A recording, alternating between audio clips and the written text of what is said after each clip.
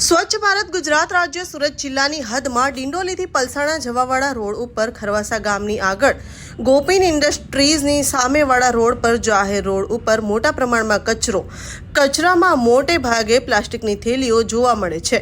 સરકારશ્રીના નિયમ મુજબ પ્લાસ્ટિકની થેલી ઉપર પ્રતિબંધ છે, તે છતાં પણ પ્લાસ્ટિકની થેલીઓ આવે છે ક્યાંથી, એ પણ એક તંત્ર સામે સવાલ ઊભો થયો છે।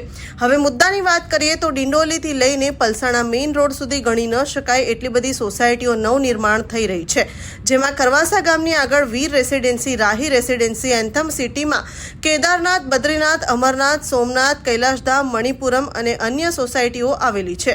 આ જાહેર રોડ ઉપર કચરાનો નિકાલ ન થવાને કારણે દિવસે ને દિવસે કચરો વધતો જાય છે, તેમજ ઝેર સમાન પ્લાસ્ટિક ખાવા માટે પશુઓ પણ મજબૂર થઈ ગયા છે। આ વિડીયોમાં તમે જોઈ શકો છો કે આ કચરો જાહેર રોડ પર હોવાના કારણે સુરતમાં વિઝિટ કરનાર બહારના લોકો પણ વિચારમાં પડી ગયા છે કે શું આ સ્વચ્છતામાં નંબર 1 સુરત જિલ્લો છે? આ રોડ પર આવેલા ગામોના સરપંચ તેમજ રાજકીય આગેવાનોએ આ વાતની ગંભીર નોંધ લેવી જોઈએ, તેમજ તંત્રએ પણ આ વાત પર ધ્યાન આપી વહેલી તકે દરેક સોસાયટીઓમાં કચરાનો નિકાલ થાય તેની તકેદારી લેવી જોઈએ। વડાપ્રધાન શ્રી નરેન્દ્ર મોદીને ફરિયાદ બાદ ફક્ત એક જ વાર કચરો જાહેર રોડ પરથી ઉંચકવામાં આવેલ છે, ત્યારબાદ તેને બાળીને પ્રદૂષણ ફેલાવવામાં આવી રહ્યું છે, જે આ વિડીયોમાં સ્પષ્ટ રીતે તમે જોઈ શકો છો।